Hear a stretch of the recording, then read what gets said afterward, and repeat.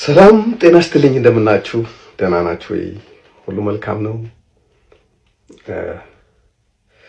ዛሬ በሶሻል ሚዲያ ላይ በአትሌት ገለቴ ቡርቃና በባለቤቷ በነበረው ታደለ ገብረመድህን መካከል የተፈጠረውን ነገር የሚያሳዩ ብዙ አይነት ዘገባዎች አይቻለሁ።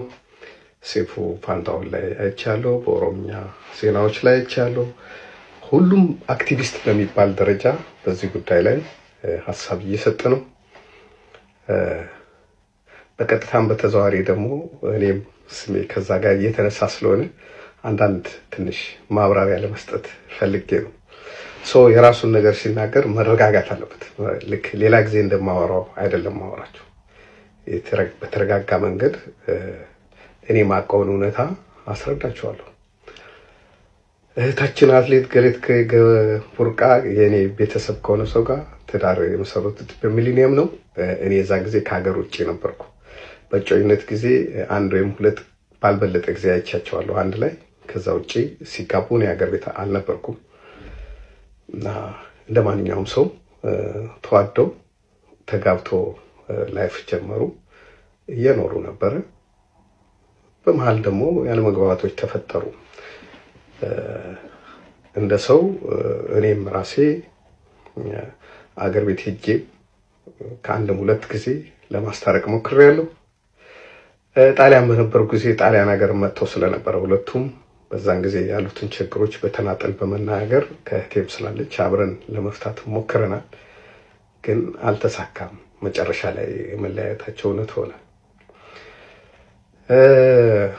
ባልና ሚስት በሆኑ ሰዎች መሃል የአንድ ወገን ሆኖ መናገር ይከብዳል። ምክንያቱም ላይፍ ከማንም የሚቀርቡትና በተስማሙ ጊዜ አብረው የሚኖሩት ባልና ሚስቶች ናቸው። አንዳንድ እውነታዎች ግን ሰዎች እንዲገነዘቧቸው ካስፈለገ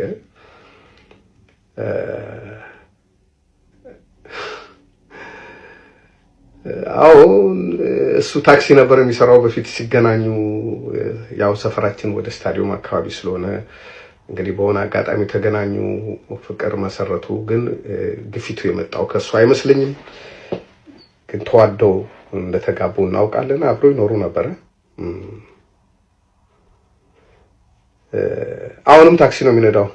አሁን እንደሰማነው 10 ቤት ሸጠዋል፣ 10 መሬት ሸጠዋል፣ 5 መኪና ነው 4 መኪና ሸጠዋል ሲባል ሰምተናል። ግን እኛ ወንድማችን እየደጎም ነው እንደሚኖር ነው የምናውቀው። አይደለም የሷን ገንዘብ ወስዶ ሊበለጽግ አይደለም ለዕለት ኑሮ የሚሆን ነገር። ሌላም ጣሊያን ያለች እህታችን አለች፣ እሷም እኛም እየደጎም ነው እንደሚኖር ነው የምናውቀው። ጀግና አትሌት ነች። ግን ሰው የአደባባይና የቤት ባህሪው አንድ አይደለም። እኔ በሶሻል ሚዲያ እንደምታዩኝ ላልሆን እችላለሁ። ገለቴም ስፖርት ሜዳው ላይ እንደምታዩት ላትሆን ትችላለች። እና ዝም ብሎ መፍረድ ጥሩ አይደለም። ልጁ ከሚገባው በላይ ነው ዋጋ የከፈለው በዚህ ጉዳይ። ብዙ ጊዜ ታስሯል። ያልታሰረበት ፖሊስ ጣቢያ የለም በእውነት ባልሆነ ክስ። ሁሉም ክሶች ፍርድ ቤት ሲቀርቡ ውድቅ ሆነዋል። የሚመሰክራቸው ምስክር ተብሎ ቃል የሰጡ ሰዎች ዋሽተናል እያሉ ፋይላቸው እየተዘጋ የቀረቡበት ክሶች ሁሉ ጠቅላላ አንድ ሰው ሊሸከማቸው የሚችሉ አይደሉም። እንደውም ወንድማችን ባለማበዱ ነው፣ እኛ በጤና በመኖሩ ነው እግዚአብሔር የምናመሰግነው።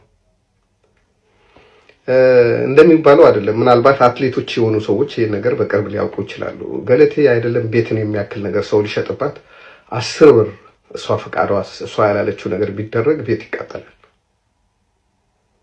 አይደለም ንብረቷ ሊወሰድባት እቃ ካስቀመጠችበት ወንበር ላይ አንስቶ ሌላ ቦታ ማስቀመጥም አደጋ ያመጣል። እናንተ ስታስቡት አንድ ባል ሚስት ያለው ባል ንብረት ሲሸጥ ሚስቱ ሳታውቅ ንብረት ቤትን የሚያክል ያውም 8-9 ቤት ይሸጣል። እኔ ሽምግልና ሄጄ ሁለቱን ባናገርኩበት ጊዜ ሁሉ ስለ ገንዘብ አንስታ አታውቅም። ንብረት ሸጦብኛል ብላኝ አታውቅም። ሌሎች ነገሮች ነበር የምታነሳው። ይሄ ሌሎች ጥቃቅን የባልና ሚስት ችግሮችን ነበር የምታነሳው እንጂ እንደዚህ አይነት ነገሮች አንስታብኝ አታውቅም። የተሸጠም ከሆነ ከሸጡ በጋብቻ ላይ አብረው በነበሩ ጊዜ እሷ ሄዳ ገበያ ቆማ ካልሸጠች እሱ ከሸጠ ገንዘቡ እሷ ጋር ነው የሚገባው። እኛ የምናውቀው የነበረው ይህንን ነው። ወንድማችን እንደውም ሾርቴጅ እንደነበረበት ነው የምናውቀው አብሮን በነበረ ጊዜ። ምክንያቱም ከባድ ህይወት ነው ያሳለፈው። ጠዋት ከእሷ ጋር ሌሊት ተነስቶ ወይ 3 ሰዓት ሊሆን ይችላል 2 ሰዓት ትሬኒንግ አብሮ ነው የሚሄደው። የግድ ሴት ልጅ ብቻዋን አይደለም፣ አብሯት ይሮጣል። ያን ጊዜ እሷ መኪና አትነዳም፣ መኪና የሚነዳው እሱ ነው። ይዟት ይሄዳል ትሬኒንግ ቦታ፣ ከትሬኒንግ ይመልሳታል። እረፍት ስታደርግ እዛ ይጠብቃታል። ከዛ በኋላ ደግሞ የምትሄድበት ይወስዳታል። ሙሉ ነገሩ እናቱን ለማግኘት እንኳን በቂ ጊዜ የለውም። ስለዚህ አብሮ ነው። እሱም ስፖርተኛ ነው፣ ስፖርተኛ ነበረ። ከበፊት ጀምሮ ስፖርተኛ ነበር። አብሮ ነበር የሚሰሩት። በኋላ ግን እንግዲህ አልተስማሙም። እንደ ማንኛውም ባልና ሚስት ለህይወት አደጋ የሚፈጥር ሆኖ ተገኘ። እሱ የጤና ችግር ገጠመው። በዚህ ምክንያት እሷ እንዳለችው ጸበል እስከሚሄድ ድረስ ደረሰ። መጨረሻ ሁሉም ሰው ሞከረ። በእሷ በኩል ላይ ያሉ ሰዎችም በእኛ በኩል ያለው ሰው መቼም ትዳር ይለይ እንኳን ገለቴን የሚያክል ሰው ትልቅ ዝና ያለው ሰው ዝምድና ጠልቶ ሰው ልለይ የሚል ሰው የለም። ግን ከባድ ስለሆነ ተለያዩ። ከተለያዩ በኋላ ደግሞ በተለያየ ቦታ ታስሯል፣ ተተኩሶበታል። ከረጅም ጊዜ በፊት ታስታውሱ እንደሆነ ፌስቡክ ላይ ሼር አድርጌው ነበር። መኪናው በጥይት የተበሳሳው እሱ አካሉ ላይ ጉዳት የደረሰበትን የታሰረውን። የህግ ሰዎች ተበደልኩ ብሎ ክስ ከመጣ ምንም ማድረግ አይችሉም፣ ይቀበላሉ። ግን መጨረሻ ፍርድ ቤት ሲሄድ እውነታው እየተረጋገጠ ነው የሚሄደው። አሁንም ቢሆን ባልና ሚስት ናቸው እንደማንኛውም ሰው። መጨረሻ ላይ እሷ እንደምትለው 10 ምናምን የምትለው ነገር አላውቅም። እንደ ባልና ሚስት በጋራ ያፈሩትን ነገር ፍርድ ቤት የመጨረሻ ውሳኔ ወስኗል። ሁሉም መንገድ ሄደው ያሉት 7 እና 8 ዓመት በክርክር የቆዩት የሽምግልና ተሞክሯል። የፍርድ ቤት ጉዳዮች በተለያዩ ፍርድ ቤቶች ከታችኛው ፍርድ ቤት እስከ ላይኛው ፍርድ ቤት ድረስ ታይቷል። እና እሱ ምን ስለሆነ ነው እሷ ለሱ የሚፈርዱለት?